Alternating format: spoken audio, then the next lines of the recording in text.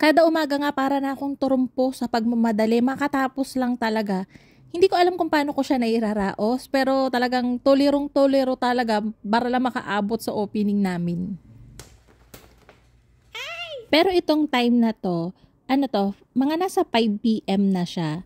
Gumagawa ako ng cashew wafer para dun sa gagawin nating mango bean ala Mary Grace. Ginaya natin sa Mary Grace, pero mini lang, maliliit lang. Kahit gustuhin ko ngang makapag-display at makapag-offer ng mga whole cakes, hindi pwede kasi ang liit talaga nung space doon. Hindi ako makapagdagdag ng mga chiller. Ang cute pala nitong itlog na to, parang sabon. Ang cute ng shape niya. Ngayon lang ako nakakita niyan. So, gumagawa nga tayo dito ng cashew wafer. Ito rin yung ginagamit sa Silvana, Sansribal. Same lang to. Madali nga lang tong gawin. Konti lang yung ingredients niya. Medyo matagal lang siyang i-bake. Kapag maramihang batch na yung tinitimpla ko, kumukuha lang ako ng mga nasa 1/3 part ng ating merang. Tapos dun ko pino-fold lahat ng ating cashew na giniling. Para pagka nilagay na natin yung rest ng ating merang, hindi na tayo ganun ka magfo-fold ng sobra-sobra.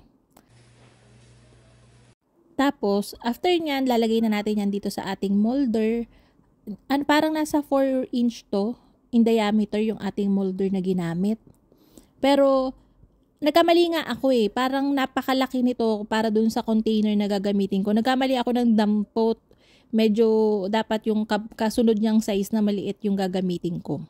So, ayun nga, sabi ko nga, matagal tong i-bake. Binibake ko to usually nasa 90 to 100 degrees Celsius for 3 hours or mahigit pa hanggang sa ma-dry siya.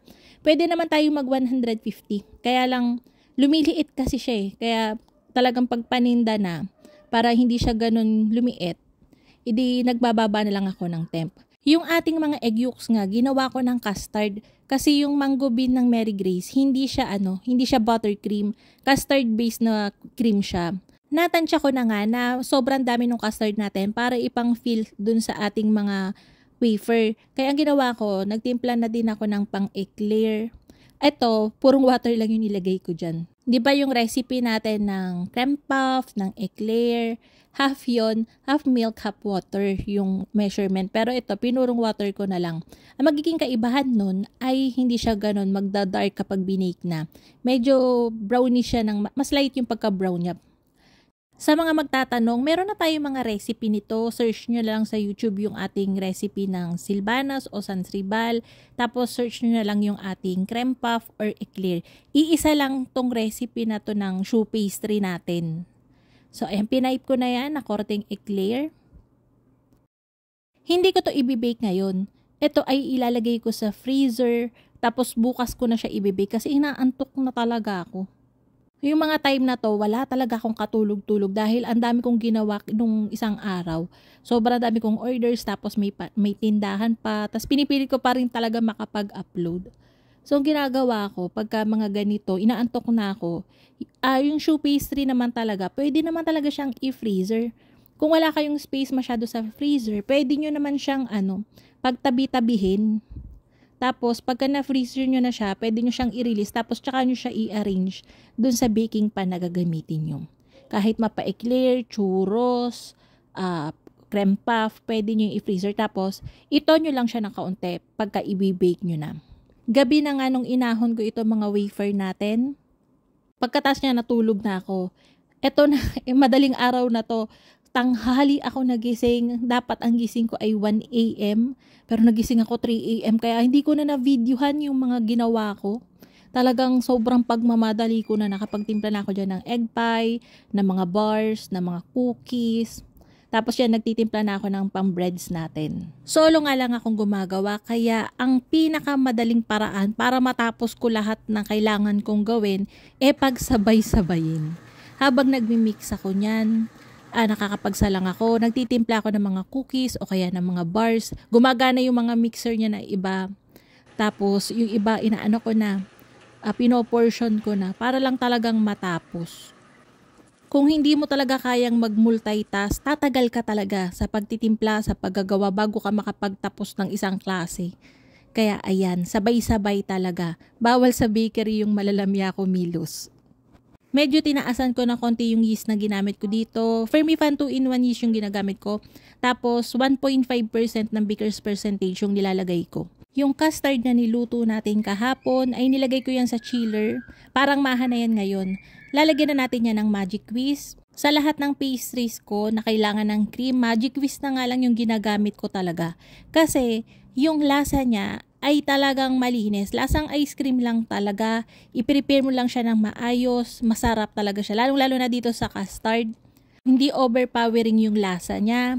Hindi siya matamis. Kaya madali siyang timplahan. Wala siyang, alam niyo yung parang artificial na smell na matapang. So, malinis talaga yung lasa. Lasang social talaga pag hinalo mo siya sa custard. Ito nga, nilalagyan ko pa siya ng vanilla para lalong maging masarap tsaka mabango. So, ayan. Ito na yung ating mga cashew wafer. I-fill ko na to. Tapos, pagka-fill ko ng custard sa kanya, ilalagay ko yan sa freezer. Tsaka natin siya lalagyan ng whipping cream. Magic Whisk din. Pinagtataob ko siya yung part na hindi pantay. Para paglabas niya, ganyan na siya. Hindi na nga ako naglagay ng mango na filling dun sa gitna. Kasi, feeling ko, masyado na siyang mataas. Hindi na siya kakasya dun sa container natin. Etong eclair, since madali at talaga akong gumawa, hindi na ako nagbubutas-butas yung pinapipe siya kasi matagal talaga siya. Ginagawa ko yung ginugupit ko na lang yung ibabaw.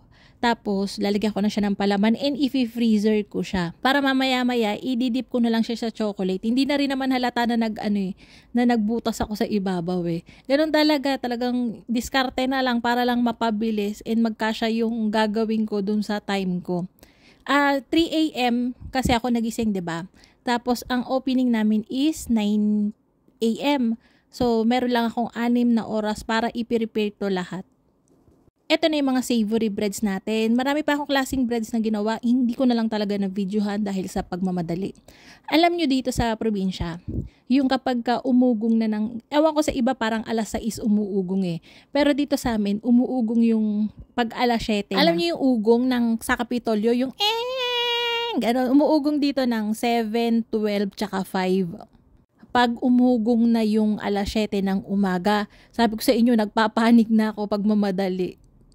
Medyo matrabaho kasi talaga yung mga savory breads, hindi katulad ng mga ordinary lang. Ang daming kutkutin eh. Tapos naggagawa na tayo ng crinkles. And magtitimpla tayo ng cream para pang cover dun sa mango bean natin. Hindi ko alam kung mango bean o mango bene ang pronunciation nun. I-correct nyo na lang ako, please. Tapos nagtunaw na rin ako ng chocolate pang dip natin dun sa ating eclair. Kita nyo yan, hindi na yan halata na may baak sa ibabaw. Kasi mako-cover din naman siya ng chocolate eh. Van Houten yung ginagamit kong pang-cover dyan, yung intense dark. Talagang masarap talaga kasi, lasang social. Minsan pagka medyo syala yung paninda ko, pagka namamahalan ko siya, ay di yung Calibaut yung ginagamit ko. Malaki din ang tubuan dito sa mga choux pastry na to sa eclair, sa creme puff. Kasi kahit dun sa kaunting butter, maraming kinakalabasan. Etong time na to talaga nagmamadali na ako. Kaya yung mga iba kong ginawa, hindi ko na talaga nakukunan. Dire-diretso na lang. Natatawa ako doon sa nag-comment kanina. Na nag-post ako, diba? Bakit daw hindi ko binalatan yung mangga? Ngayon talaga yung gusto kong design. Huwag kayong dyan, hayaan nyo na. Kung gusto nyo tanggalin, edi tanggalin nyo. Pero ako, ang cute kasi kapag kaganyan, yung ibubuka mo siya.